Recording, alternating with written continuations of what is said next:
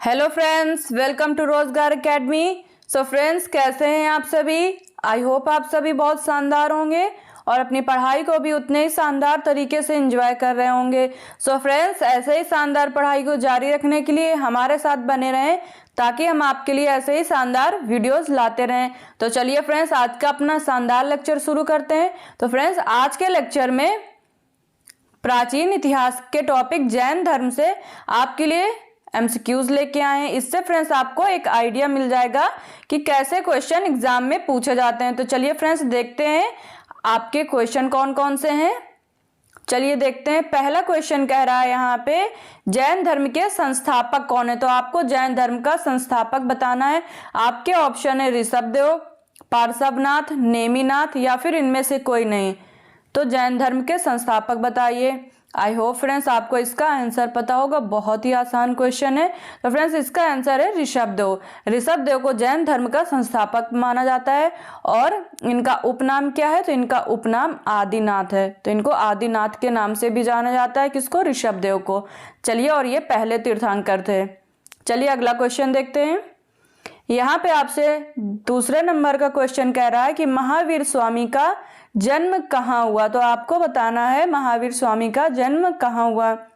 आपके ऑप्शन है कुंडलग्राम, मगध या फिर पाटली या फिर वैशाली। तो बताइए इसका आंसर। इसका आंसर क्या होगा? आई होप आपको इसका भी आंसर पता होगा। इजी क्वेश्चन है। यहाँ पे इसका आंसर होगा कुंडग्राम। इसको कुंडलग्राम भी कहते हैं। ये कहाँ है? अगर बात करें तो ये वैशाली के निकट है। वैशाली के निकट कुंडलग्राम में महावीर स्वामी का जन्म हुआ था। चलिए अगला, और अगर बात करें फ्रेंड्स इनके बारे में थोड़ी और बात कर लेते हैं। तो ये 24वें तीर्थंकर थे। 24वें नंबर के तीर्थंकर कौन थे? महावीर स्वामी थे। और इनको वास्तविक जैन धर्म का वास्तविक संस्थापक कहते हैं। जैन धर्म के वास्तविक संस्थापक की बात करें तो वो महावीर स्वामी हैं। चलिए अब अगला क्वेश्चन देख लेते हैं। यहाँ पे अगला क्वेश्चन कह रहा है कि जैन धर्म के 23वें तीर्थंकर हैं। तो आपको यहाँ पे बताना है जैन धर्म के 23वें तीर्थंकर कौन है।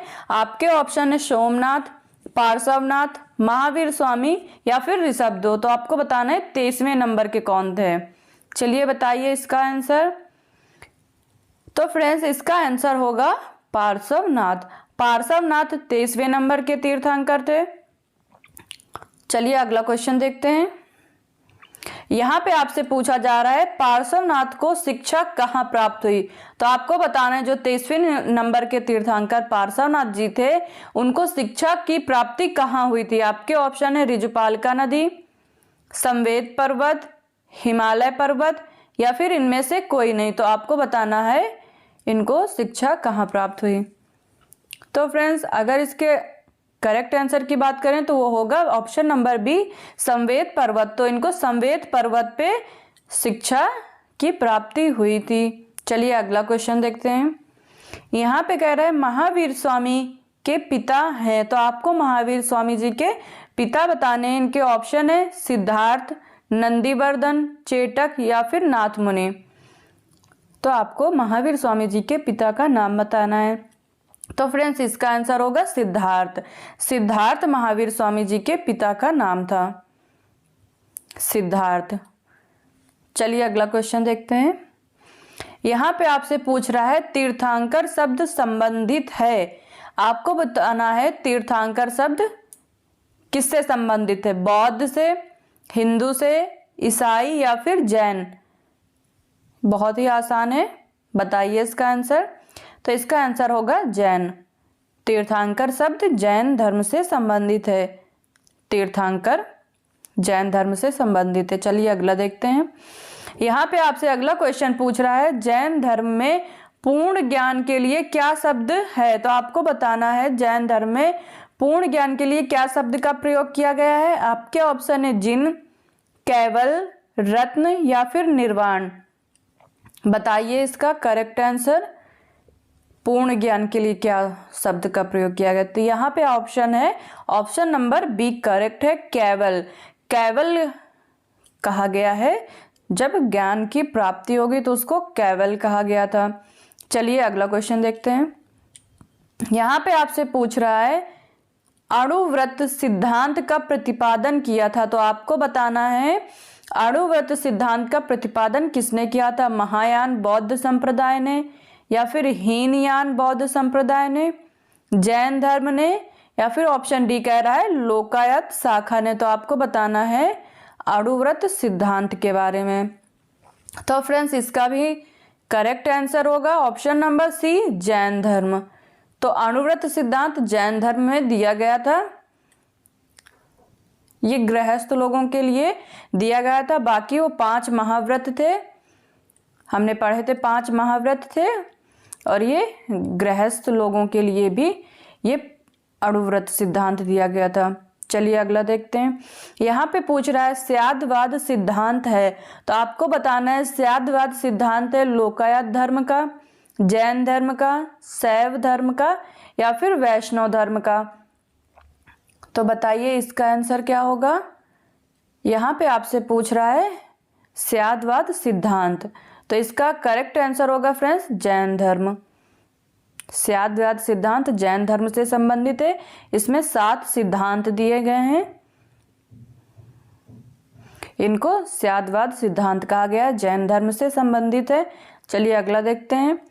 यहाँ पे क्वेश्चन नंबर 10 कह रहा है आपसे कि अनेकांतवाद निम्न में से किसका क्रोड सिद्धांत एवं दर्शन है? तो आपको बताना है अनेकांतवाद किसमें कहा गया है, किसका दर्शन एवं सिद्धांत है। तो यहाँ पे ऑप्शन है आपके बौद्ध, सिख, जैन, या फिर वैष्णव। चलिए अब इसका करेक्ट आंसर बताइए। आई होप आपको इसका आंसर पता होगा, अनेकांतवाद। तो फ्रेंड्स इसका करेक्ट आंसर है जैन मत, इसका करेक्ट आंसर है जैन मत। चलिए अगला देखते हैं। यहाँ पे आपसे अगला क्वेश्चन कह रहा है कि जैन धर्म का आधारभूत बिंदु है। तो आपको बताना है जैन धर्म का आधारभूत बिंदु है क्या है? कर्म है, अहिंसा है, निष्ठा है, या फिर विराग है? तो बताइए, फंडामेंटल पॉइंट पूछ रहा है ऑफ जैनिज्म, जैन का फंडामेंटल पॉइंट बताना है आपको। तो फ्रेंड्स इसका करेक्ट आंसर होगा अहिंसा। जैन धर्म में अहिंसा पे काफ़ी जोर दिया गया है, और फ्रेंड्स इन्होंने अपने फॉलोअर जो इनके जैन धर्म को जो मानने वाले थे, इनको इन्होंने कृषि आदि कार्य करने के लिए भी मना किया था, क्योंकि वहाँ पे क्या होता है फ्रेंड्स, जीव हत्या हो जाती है कृषि करने में भी। तो इसलिए इन्होंने अपने फॉलोअर्स को भी कृषि करने से मना किया था। इन्होंने कहा था अपने फॉलोअर्स कि आप व्यापार आदि कार्य करिए, कृषि करने के लिए इन्होंने मना किया था। तो इन्होंने फ्रेंड्स अहिंसा पे बहुत जोर दिया था, किसने? जैन धर्म ने। चलिए अगला क्वेश्चन देख लेते हैं फ्रेंड्स। तो फ्रेंड्स आपसे अगला क्वेश्चन कह रहा है यापनी किसका एक संप्रदाय है?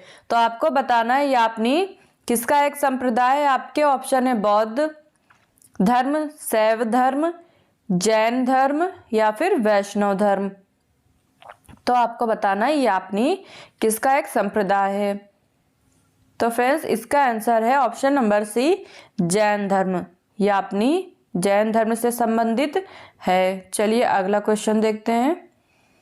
यहाँ पे कह रहा है फ्रेंड्स प्रारंभिक जैन साहित्य किस भाषा में लिखे गए? तो आपको बताना है जैन साहित्य की भाषा क्या है। आपके ऑप्शन है अर्धमगधी, प्राकृत, पाली, या फिर संस्कृत। तो आपको करेक्ट आंसर बताना है जैन साहित्य की भाषा।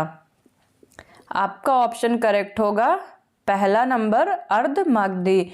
तो जैन साहित्य अर्धमगधी भाषा में लिखे गए। चलिए अगला देखते हैं। यहाँ पे आपसे अगला क्वेश्चन कह रहा है कि निम्न में से कौन सा आरंभिक जैन साहित्य का भाग नहीं है? तो आपको बताना है कौन सा जैन साहित्य इनमें से नहीं है। आपके ऑप्शन है थेरी गाथा, सूत्र कृतांग, आचारांग सूत्र, या फिर बृहकल्प सूत्र। तो आपको इन चारों में से बताना है जैन साहित्य कौन सा नहीं है। तो फ्रेंड्स इसका आंसर होगा थेरी गाथा जैन साहित्य नहीं है, ये बौद्ध साहित्य, ये बौद्ध धर्म से संबंध रखता है, बौद्ध साहित्य है। और बाकी के तीनों सूत्र कृतांग, आचारांग सूत्र और बृहत कल्प सूत्र, ये तीनों जैन धर्म से संबंधित हैं। तो ये तीनों जैन धर्म से संबंधित है और थेरी गाथा ये बौद्ध धर्म से संबंधित है। चलिए अगला देख लेते हैं। यहाँ पे आपसे अगला क्वेश्चन कह रहा है, जैन संप्रदाय में प्रथम विभाजन के समय श्वेतांबर संप्रदाय के संस्थापक थे। तो आपको बताना है श्वेतांबर संप्रदाय के संस्थापक कौन थे, क्योंकि फ्रेंड्स जैन धर्म दो भागों में डिवाइड हो गया था। पहला था श्वेतांबर और दूसरे की बात करें तो दिगंबर। तो आपको यहाँ पे श्वेतांबर जो शाखा थी उसके संस्थापक बताने हैं। आपके ऑप्शन स्थूलभद्र, कालकाचार्य, भद्रबाहु या फिर देवर्धि। तो इसका करेक्ट आंसर आप बताइए। तो फ्रेंड्स इसका करेक्ट आंसर होगा श्वेतांबर के जो संस्थापक थे वो स्थूलभद्र थे। संस्थापक श्वेतांबर संप्रदाय के स्थूलभद्र थे, ये याद रखिएगा। आप ऐसे भी याद रखते हैं कि श्वेतांबर में सा आता है और स्थूलभद्र में भी सा आता है, तो ऐसे आप सा और सा से याद रख सकते हैं।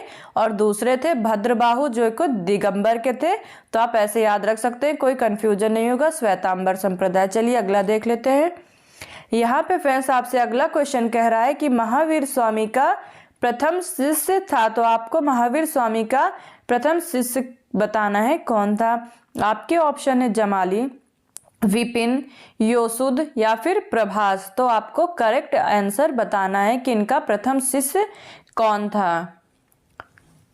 तो फ्रेंड्स इसका करेक्ट आंसर होगा जमाली। जमाली इनका प्रथम शिष्य था और साथ ही साथ ये इनके दामाद भी थे और इनकी पुत्री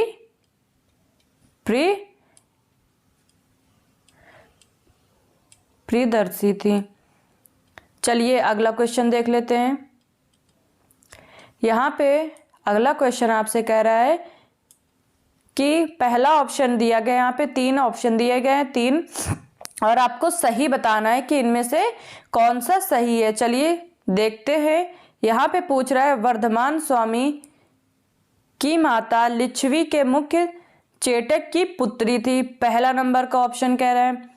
दूसरा यहाँ पे आपसे कह रहा है कि बौद्ध धर्म की माता कोली राजवंश की राजकुमारी थी, और तीसरा ऑप्शन कह रहा है 23वें तीर्थंकर पार्श्वनाथ बनारस से थे। तो आपको अब बताना है कि इन 3 ऑप्शन में से कौन से सही हैं। पहला है आपका कह रहा है कि केवल 1 पहला किस सही है। दूसरा ऑप्शन कह रहा है कि 2 और 3 सही हैं। सी ऑप्शन कह रहा है कि केवल 2 सही है, दूसरे नंबर वाला ऑप्शन।